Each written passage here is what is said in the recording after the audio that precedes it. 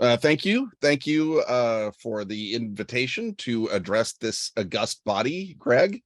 Um, I am probably going to do this wrong, and I'm certainly going to do this in an unorthodox style because I have not been part of the Toastmaster universe. So we'll all have to see what's going on. But when Greg asked what I'd like to talk about, obviously, one of my standard go-tos is the work of H.P. Lovecraft, which has been consuming me as player, scholar, and nerd since at the very latest 1981, when I bought Call of Cthulhu, the tabletop role-playing game. And I like to say that I was the first person to buy it in Oklahoma. And since no one can say I wasn't, I feel like that's uncontroversial and uncontradicted. But the first Cthulhu Mythos in tabletop gaming manifested in Jim Ward's Deities and Demigods for Dungeons and Dragons. Famously, TSR published that without checking to see whether or not Arkham House had previously licensed the Cthulhu Mythos to another game company. They, in fact, had, and thus your first edition, Deities and Demigods, is worth a great deal more money than other editions. Following that, and then following the expansion of Call of Cthulhu and the success, it was added to card games with Illuminati in 1982. In 1987 comes the first major Cthulhu-themed board game, Arkham Horror. And by and large, over the decades since, it has become borne in upon consumers and producers that Cthulhu is very popular with the audience, and that popularity quite often translates to sales, leading beloved comic artist John Kovalic to coin the phrase, or at least popularize the phrase, the bacon of gaming, in reference to to the Cthulhu Mythos in 2012 Dork Tower comic. So the parallels between bacon and Cthulhu, not just that you can add it to anything or that it's a lovely meal in itself, but I would argue that they're both multivalent, that bacon brings a lot to the table. First of all, there's meat, right? There's fat, smoke flavor, saltiness, sweetness. It's convenient. It has a flavor density richer than most other meats. All of those things work together to create the construct that is bacon, the phenomenon that is bacon. Thus, similarly, many factors overlap and combine, not all of them in every project, but most of them in most projects, to make the Cthulhu Mythos the bacon of gaming. Now, really rapidly, I want to just mention that the Cthulhu Mythos was not H.P. Lovecraft's term for what he was doing. He called it Yog-Sothothery. The term was coined by his disciple August Derleth after an attempt to get it to be called the Hastur Mythos was shot down by Clark Ashton Smith, who pointed out that H.P. Lovecraft never used the term Hastur, and that would look a little odd.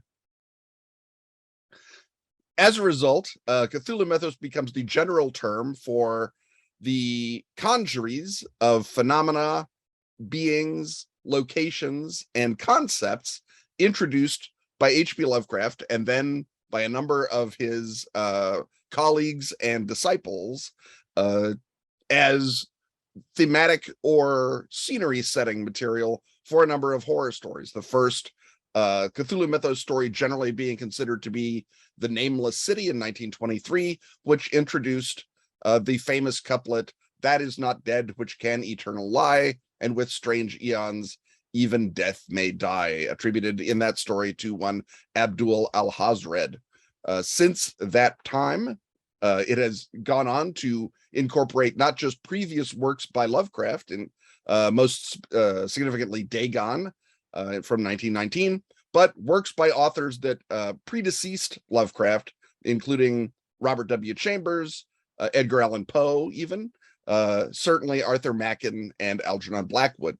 So the mythos already begins as a sort of congeries of associations with, to use the term generally, literary creation, but obviously it has expanded beyond that.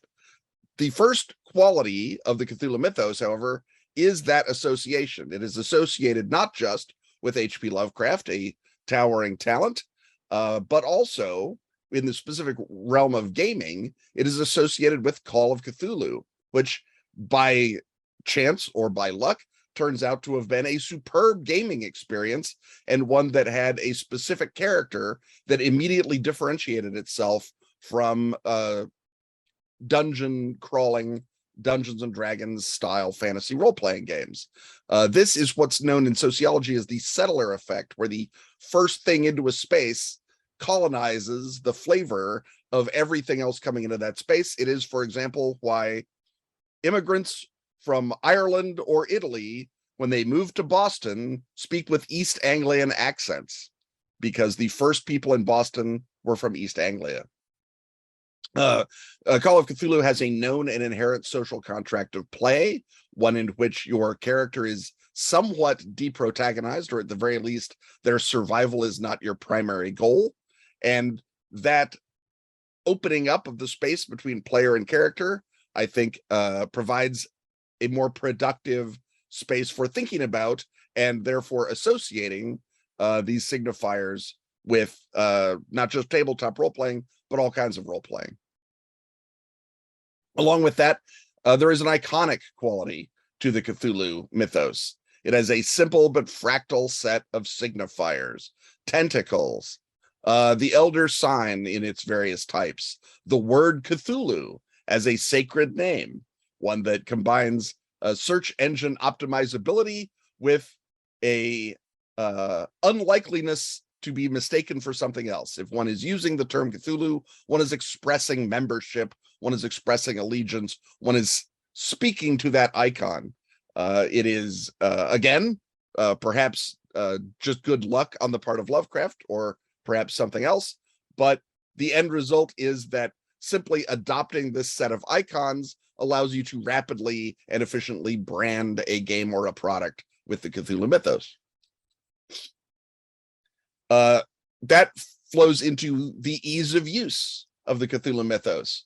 Adopting these iconographic qualities, adopting these superficial elements is generally very satisfactory to the audience or the market. One can look, for example, at the game Unspeakable Words, which is basically just a word jumble game, but is marketed with Cthulhu art on the cover, and therefore takes on that flavor of bacon. Individualizing the mythos for an individual creator is superficially very simple. Just add a new crumbling tome, a new eldritch god, a new hideous monster, a crumbling town, etc. This incorporation or individualization by addition has created works such as the Cthulhu Mythos Concordance, which composed in 1999, had something like 2,000 entries in it. Since 1999, that is probably an order of magnitude more have been added. The mythos began as collective storytelling, not just Lovecraft, but Lovecraft's collaborators and ghostwriters. He would insert the Cthulhu mythos into works he did for other authors. Then his colleagues, Clark Ashton Smith, Frank Belknap Long, Robert E. Howard, began to adopt it. And then his disciples, August Derleth, Robert Bloch, James Blish, Fritz Leiber, the list goes on and on. That goes hand in hand with its job as fan service. As people demanded more Lovecraft, they got more Cthulhu, and that made them happy. There was little or no gatekeeping, certainly not by H.P. Lovecraft. August Derleth briefly attempted to control the spigot of Cthulhu mythos fiction, but even he was forced to step back in defeat by the mid-1960s. Topping it off, H.P. Lovecraft's work is now in the public domain, so nothing could be simpler. You don't have to license or in other ways have any sort of professional or financial criteria. There is no gatekeeping on the property. Moving from the sort of branding and marketing side, or that level of creation, we can move into the formal qualities of the Cthulhu mythos, or specifically of Call of Cthulhu, in which demonstrated and pioneered the occult mystery as an adventure form. And as determined by the marketplace, it's the only other robust adventure form besides the dungeon crawl. You will note that many other vastly more successful role-playing games than Call of Cthulhu have not been able to keep dozens of adventures in print in the way that Call of Cthulhu has. In fact, the only games that have not just a back stock of adventures, but an ongoing production of those adventures as a major component of their shelf space is Call of Cthulhu on the one hand, or the various dungeon crawl games, dungeon crawl classics, Pathfinder, Dungeons and Dragons. This formal quality makes constructing Call of Cthulhu adventure self-reinforcing, because if you make it correctly, it will sell and grab an audience. To that, you can also adduce scope and scale. The Cthulhu mythos, like orcs or Nazis, provides you with a shorthand, but it is universal. The Cthulhu mythos is universal. It is everywhere and every when. It is the beginning of time. It is at the farthest future. It's on Earth. It's on other planets. It's everywhere on the globe, not just Arkham or the South Pacific. It is capable also of infinite scaling. You can move from one deep one or one ghoul all the way up to the apocalyptic gods Azathoth or Nyarlathotep. Therefore, it can fit into any game universe, any game setting, or any game structure. Games like Cthulhu Wars present high-end struggles between the gods. Games such as Darkest of the Hillside Thickets become games of low-level skirmishes. Both of those games completely possible within the Cthulhu mythos.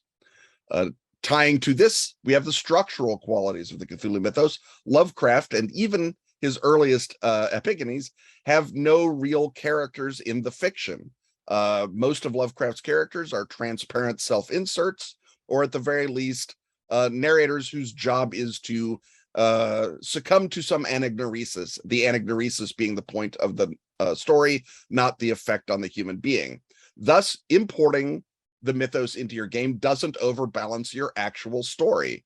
Your player characters in a tabletop universe become or remain the most important people in the world. You cannot do that with Lord of the Rings, with Star Trek, with DC Comics, with any other IP that you care to name. Even Conan the Barbarian, the Hyborian Age, when you play within the Hyborian Age, you know in your heart that Conan is doing the important, cool stuff somewhere else, and you're just a second-run character. That is not the case with anyone who has played Call of Cthulhu saying, well, Randolph Carter is the guy who's really getting it done. No, Randolph Carter is fainting or waking up in his own bed. That's not actually any threat to your own character's primacy or centrality. From the structural, we move to the functional. What does the Cthulhu mythos do? What did Lovecraft mean it to do? What Lovecraft meant it to do was to re-enchant the modern scientific world, to take the world of paleontology, the world of astronomy, the world of evolution, and turn those back into worlds of horror, breaking, as Fritz Leiber put it, the concerns of horror away from mankind or mankind's gods or angels into the universe writ large. Simultaneously, what he was doing was modernizing the Gothic, taking a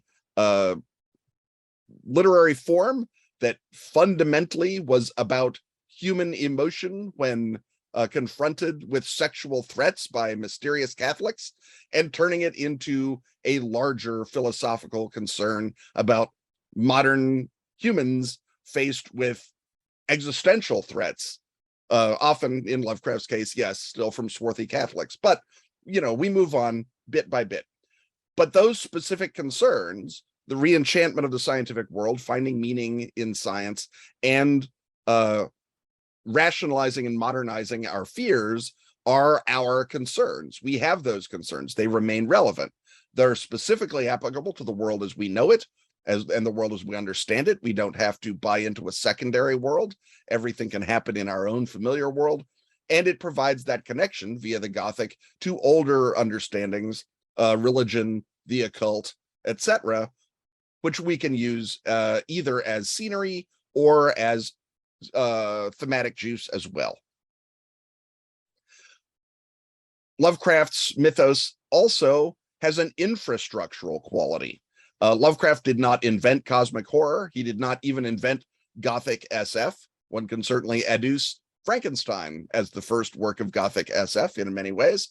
H.G. Wells almost managed to combine the two as well with his early scientific romances. But Dashiell Hammett didn't invent the private eye, and Owen Wister didn't invent the cowboy, but those three authors created the versions of those things that undergird virtually all 20th century and thus 21st century popular culture. So Lovecraft's approach, or at the very least, receptivity to and compatibility with Lovecraft's approach, is thus baked in to virtually every post-1930 genre, from superheroes to starships. And I believe I just mentioned James Blish as an early Lovecraftian devotee. Gardner Fox, the creator of the Justice League of America, also an early Lovecraftian. His influence spreads everywhere. And so even when we're not looking for him, he's there waiting for us when we need to tack Cthulhu onto something and create a new product. There is a thematic underpinning of the Cthulhu mythos that is also, I would argue, relevant to its success. That is that it is an apocalypse for the modern age. It is uncaring. It is impersonal. It is inevitable. It is universal. It is not a judgment on you. Cthulhu Awakening is like global warming or a gamma ray burster going off or any number of things that, while perhaps constructible as evidence of our fallen state, are fundamentally the playing out of vast impersonal forces. Our modern apocalypse is no longer a fundamentally individual and moral one. It is a mass apocalypse. Cthulhu happens to be the first great myth of the mass apocalypse. I would parenthetically insert that George Romero's Zombie Plague is the other great 20th century apocalypse, and coincidentally, the only thing that has anything like the sticking power of Cthulhu in gaming. Now, though Lovecraft's theme in an overarching sense is this apocalyptic theme, he also smuggles in a number of sub-themes such as xenophobia, degeneration or sin, and the transcendent value of aesthetics that fit perfectly well with pre-modern belief structures if you either value them or feel like your game is better for them. So while the main joint of the mythos, the main theme of the mythos connects to our modern selves, there are ample connectors to our pre-modern selves as well. In a perhaps controversial statement, I would say that the Cthulhu mythos also provides morality certainly to tabletop role-playing games in a way that other popular culture thematics don't, in that it provides an evil or antagonistic force that is accessible both to religious people and to atheists. The destruction of reality or consensus belief, the destruction of our universe, the destruction of the earth on a more parochial scale, those are still bad. And those are still things that you might wish to stop in the course of your gameplay. It also provides an inherently moral core game activity of protecting others rather than enriching or empowering yourself as you do in virtually every other role-playing game. So to that extent, that may be another reason that Call of Cthulhu specifically has that afterburner in it, and thus, via the association with Call of Cthulhu, providing that frisson or those echoes or that whitewash, if you want, of moral value and seriousness to your ridiculous card game or whatever it happens to be. Finally, Lovecraft would demand that I start with this, but I'm ending with it. There's the philosophical value of the Cthulhu mythos. And Lovecraft's philosophy might be expressed as aesthetic nihilism, in the sense that he believed in nothing, but aesthetics were most important. But in his actual fiction, he expressed a perhaps more universal understanding, to the effect that our reality is not the only or even the most important reality, and our rules only apply fitfully and locally. He famously wrote to Farnsworth Wright saying, "The fundamental message of my stories is that human concerns and moralities have no effect in the universe or the cosmos at large." That's his core philosophical argument. That argument, of course, because it was deployed by H.P. Lovecraft, is optimized both for horror and for science fiction, which both depend on a break in reality for their effect. It also undergirds some fantasy. Lovecraft was also a gifted fantasist, but it also, on a meta level, applies to virtually all tabletop role-playing games, which both prosper in and depend upon the ironic difference between player and character. So a game such as Vampire, which you could argue is an anti-Lovecraftian game in virtually every other sense, still depends on that Lovecraftian notion that the reality of the world of darkness is not actually the reality of the game around the table, which is why you can have a good time playing a serial killer with your friends. You just happen to be a cool serial killer who drinks blood.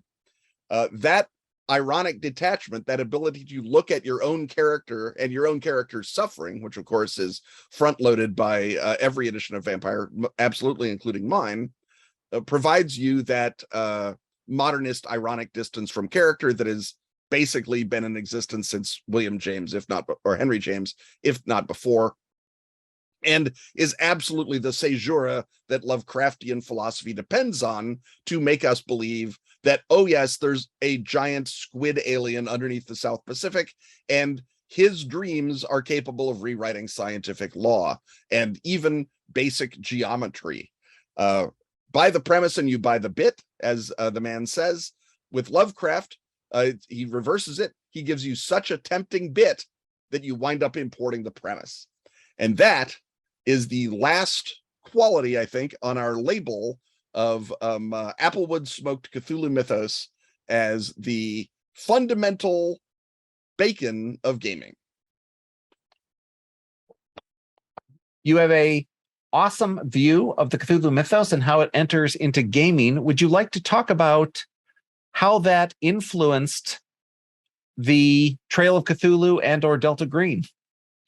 Well, I mean, Trail of Cthulhu was very much a work to specifications assignment to take Sandy Peterson's magnificent Call of Cthulhu, the King Lear of the art form, the single greatest role-playing game that ever has existed and most likely ever can exist, and translate it into a different game engine, into the Gumshoe engine by Robin Laws.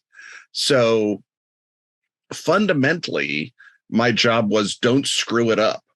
Now, that said, I did have the different emphasis of the Gumshoe engine on investigation to consider, and I wanted to undo a couple of the sort of hyper nerdery tendencies that later Call of Cthulhu products introduced over, I should mention, Sandy's original version. And in Sandy Peterson's original version, the gods had no statistics. They were just simply unstoppable entities, and you could never recover sanity. So to some extent, I saw my goal as restoring Sandy Peterson's 0th edition Call of Cthulhu and take those fundamental qualities of Lovecraft and then express them in game mechanics. And that also is why I developed two different modes in which to play Trail of Cthulhu. The purist mode, in which you do indeed sort of play towards an anagnorisis that probably destroys your character, or the pulp mode, in which you're running around with machine guns trying to fight deep ones, which is, of course, the way that we all started playing Call of Cthulhu in the 1980s and had a great time with.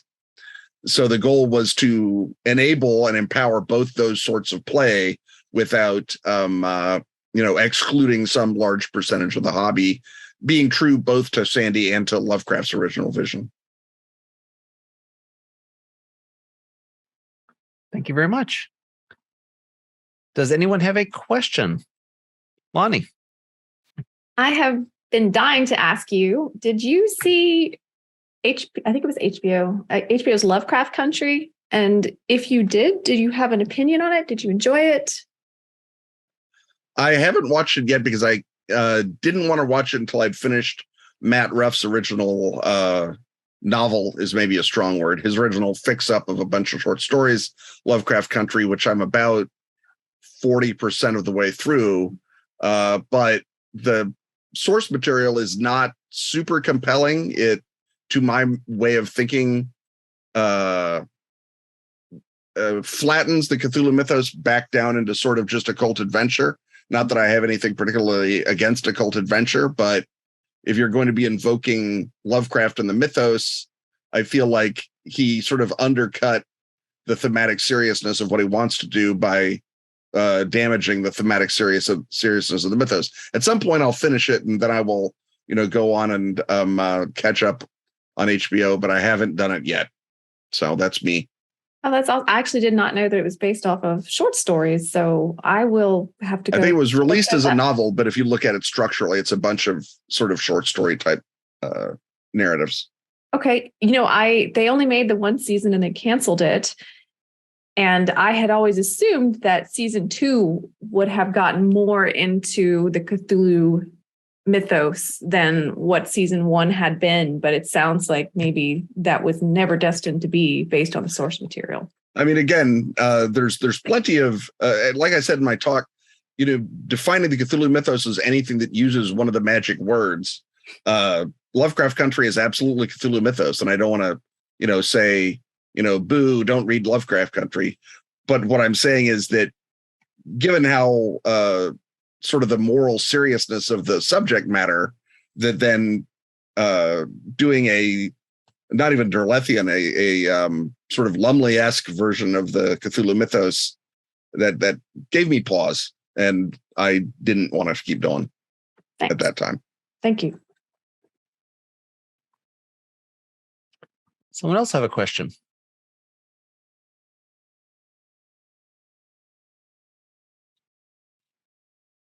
Well, I do.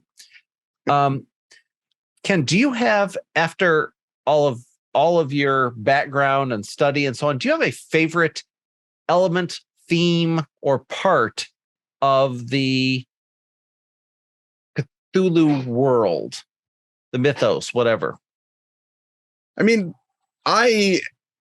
to some extent, and this I think is true of most things that people get into when they're 11. It's like asking me my favorite part of the DC universe or my favorite Sherlock Holmes thing. I mean, I have a favorite Sherlock Holmes story. I have a favorite superhero, but what I really enjoy about both of those, and about the Cthulhu mythos, or about Lovecraft anyway, is that sort of totality, that secondary world creation that happens. And that love of a secondary world is part and parcel of modern day fantasy consumption. I think that if I were to specifically aim at one thing within the mythos, it would be the feeling or the concept or the approach that Lovecraft called adventurous expectancy, meaning that you see something, you experience something. For Lovecraft, it was like an architectural vista. For me, it's often an alleyway in Chicago where I live. It might be a cliffside in Antarctica or a word in a book, but it's something that suddenly implies something bigger and more magical is going on than what you thought, right? The notion that there's more to this movie and it extends off the screen. If there's a very early Pynchon novel called The Crying of Lot 49, and it's I think Pynchon has even like renounced it as very weak compared to his later stuff, but I loved it. And one of the things I loved about it was the habit that Pynchon had of alluding to things that he then never explains.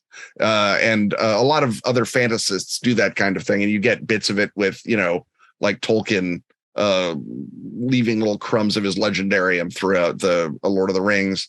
Lovecraft, of course, does it masterfully and did it before Tolkien. And it's that quality of something that looks mundane suddenly becoming ultra mundane, something becoming significant, generally in a scary and creepy way for Lovecraft. And it's that approach that he nails over and over and over again. He wrote like 51 stories under his own name, and I would say 17 of them are home runs. And when he's really on, he's just dinging them over the fence. So it's that quality, I think, if I, like an Unophile, if I was narrowing it down to one note on the wine, that would be the one that I like. I mean, obviously I can say Color Out of Space is the best story that he wrote, or Sathagua is my favorite great old one. But really what I'm here for is the adventurous expectancy. Thank you. I'll say one of the things I love about the Lovecraft mythos is the elegant simplicity of there are things man was not meant to know. They go delving and they find them out and they suffer for it. It's just such a simple Greek tragedy, basically. That's why I like Blair Witch. Same thing.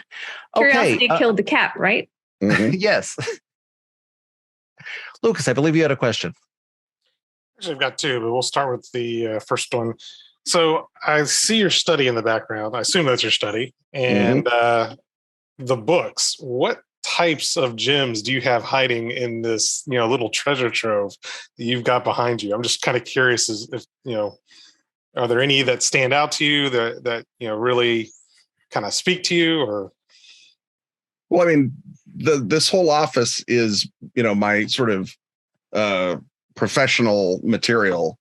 And what I do is I write role-playing games. So it's all nonsense and venom mostly. So I have got a lot of various things. I think that I can, again, this is from the pile of books right to hand.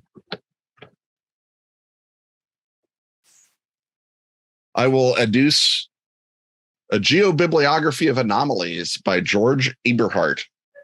This, back in the day before the internet, this guy assembled a card file or a database of every single UFO, ghost story, Sasquatch, crop circle, weird pyramid, astral projector, everything that he could, from newspapers, from Fate magazine, from every source, and he organized it by location.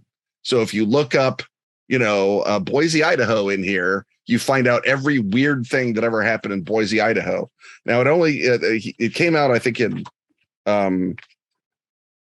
what's it say, 1980? Yeah, 1980. So it's already ridiculously out of date. And it was ridiculously out of date when my wife gave it to me for Christmas. And you can see right in there my little Merry Christmas inscription. But the fun that I had trying to explain this book to her family when we opened it on Christmas in their house. I mean, that alone is a beautiful story as far as I'm concerned. And then it's just a magnificent piece of obsession. And it's actually more convenient than trying to look stuff up online because it's one-stop shopping. Very cool. Very cool. And that's a geobibliography of anomalies by George M. Eberhardt.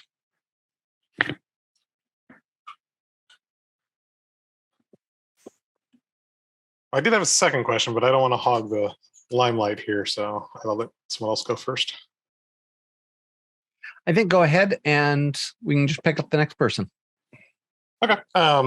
So, one of the things with Lovecraft is the whole existential horror thing being that the characters usually discover their insignificance to forces, far greater than them, that as far as those forces are concerned, we're just mere gnats to, probably not even that, to that level of comparison.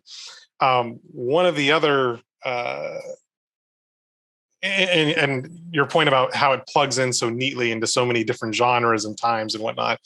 One of my other kind of favorite settings is the BattleTech universe, where mankind spreads out to the stars, reaches this technological pinnacle, and then through mankind's failings, basically falls back into the Dark Age. And this repeats itself over several cycles. But there's no aliens, there's no external threat. It's just mankind's own kind of depraved states that brings them low each time, right? And that's a little bit of a different type of fear, I guess, but similar in some ways. What other types of twists on existential fears have you ran into, thought about? Obviously there's the insignificance portion of it, but then there's also, like I said, the self-destructive ideas of man. Is there other twists that you can think of on that kind of just general premise that there's this doomed fate for us for some particular cause or reason? Well, I already alluded to Romero's zombie apocalypse, which is kind of the opposite of the impersonal disaster. It's a very personal disaster. It's your friends, your neighbors, people you didn't know, the city you live in suddenly turning on you. And that, of course, is a socially existential concern that no one we know actually means what we think they mean, that they could a switch could flip and they could become zombies and eat our brains, and that would be terrible. So that social version of the sort of structural existentialism that Lovecraft paints, there's also, as you say, this sort of Spenglerian everything that rises must fall type notion. Lovecraft, of course, also deals with that when he talks about degeneracy.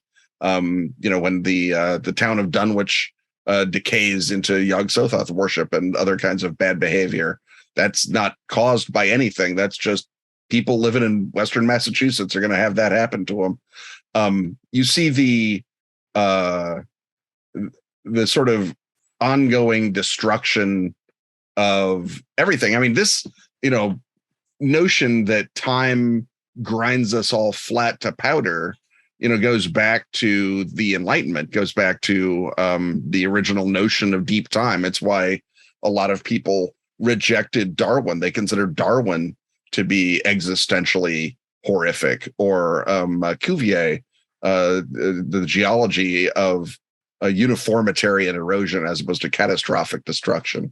Then, of course, there's the good old religious apocalypse, which we still, I think, believe in when we say, oh, if only we'd recycled more, global warming wouldn't happen. I mean, that's just straight up, oh, my sin has caused the world to end, darn it, vibe that, we still have as part of our pre-modern mental luggage. So those sorts of personal failing, I have failed as opposed to the species has failed, the cosmos has failed, or society has failed. I think once you've got those four, you're pretty much covering the groundwork. Obviously, you can sort of cheese pare it down and say that something like, the straight up, the devil is coming up out of the, pit of Abaddon, Book of Revelation type thing. I suppose you could argue that that's on one level existential, but it's only existential if you don't actually believe in the Book of Revelation. Because if you do, it's like, oh, okay, well, thank goodness I'm on Team Jesus, so peace out. And that problem solved for you. So I think, though, that the sort of the four levels that we talked about, if each of them fails catastrophically, well, it's all she wrote.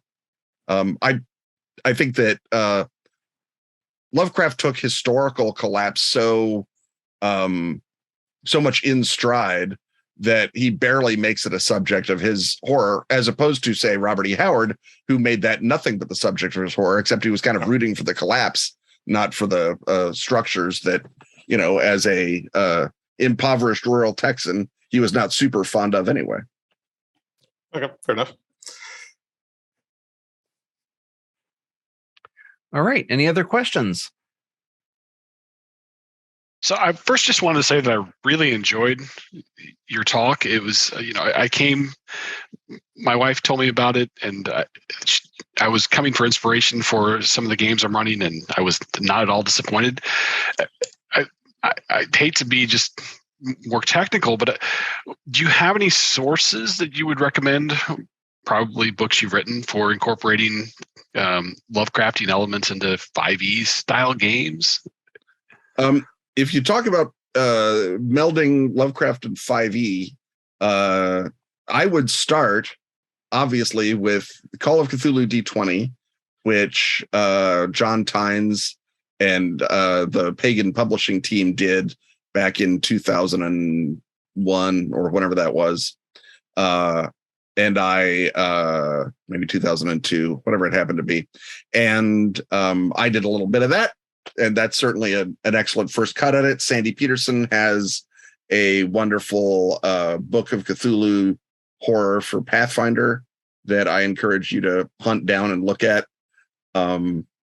It's called what? I forget what it is. Let me double check. Peterson Games has done it, but let me check. Okay. Sandy Peterson's Cthulhu Mythos is what it is called, in fact. Okay. So pretty straight up. Nothing wrong with that. Then, as I mentioned, Call of Cthulhu D20, which was for 3rd edition, way back in the day, and has a lot of the same sorts of, because the same architectural questions apply to class and level, things of that nature. In terms of, what to do with how to, understand Lovecraft, there's lots and lots of specialist material, but it sounds like, literary criticism does not get you very far on the dice table, I think. So just a follow-up, philosophically, what would you say is if you're bringing in Lovecraftian elements into a D&D game, what's the biggest philosophical mind shift? Well, the biggest philosophical mind shift is that Lovecraftian gaming should be about disempowerment, and Dungeons and Dragons is about empowerment. Mm-hmm. One of those two is going to have to go. And you can either, a la Lovecraft Country, turn Cthulhu into just another dark adventure. He's a different kind of aberration. He's a big old beholder. And then, thank goodness I had a +9 sword, so I was able to kill Nyarlathotep. Yay for me. And if that is a great way to have fun, I do not want to criticize it and say you're having fun wrong, because that's a meaningless and worse peck sniffy statement to make. But to my way of thinking, and this is maybe special pleading, it doesn't do what the mythos really does best, which is present all of those other things, the existential terror and the theological or philosophical grounding of the rules aren't the rules. So my sort of meta advice would be, let anything that is Lovecraftian break the rules and turn it into a game of disempowerment, a game where the characters have to make a decision. Do we literally let our +5 shield and our ring of wishing get burned up in a vain attempt to stop Nyarlathotep? Or do we just, say, well, that's not our problem, and planar shift the hell out of here and go spell jamming instead? And I think that sort of, sticking point is what Lovecraftian gaming at its best, or perhaps at its truest, I shouldn't say best, at its truest is about. And, the trouble is that, it's not peanut butter and chocolate, it's peanut butter and bacon. And I'm not saying you can't make peanut butter and bacon good, but they really are two different kinds of food and go on two different kinds of things. I'm looking forward to trying. Thanks.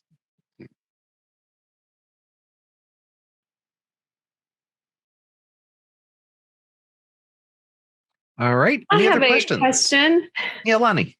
This is kind of a silly question, but given all that you know about Lovecraft's works and the whole body of work that is the Cthulhu Mythos, if you were to find yourself in the Cthulhu universe, how would you go about existing? I won't say surviving because maybe that wouldn't be your highest priority, but what would you as a person focus on? Immediately ignoring it. Try and be. There's a character in The Whisper in Darkness. He's George or Henry Akeley, and he's trapped up in the hills by these monstrous Migo from Pluto that are trying to drive him insane and swap out his brain for a jar. And he's got a brother or a son, I forget which it is, George, who just moves to San Diego. Just in the story, he's like, oh, well, George is in San Diego now. He's not part of this story anymore. And it's like, that's the guy to model your life after. If you're in the Cthulhu Mythos world, is George. You just say, well, that sounds terrible, Uncle Henry, but I got to go to San Diego and have nothing to do with any of this. You'd hope that you were in one of the weaker, more dark adventure-y Cthulhu Mythoses, your Brian Lumley's or your what's his name? Matt Ruff's. You don't want to be in a purist Lovecraft universe. Maybe it'd be fun to be in the Clark Ashton Smith Lovecraft universe because there's all manner of fun stuff going on. But even that is not survivable. It's just that, it's funnier when you die, which is not necessarily what I'm looking for. So yeah, ignore it. Hope it was a bad mythos writing, or never read a book. Just get rid of all this stuff. Thank you. Great answer. Thank you. And anybody else?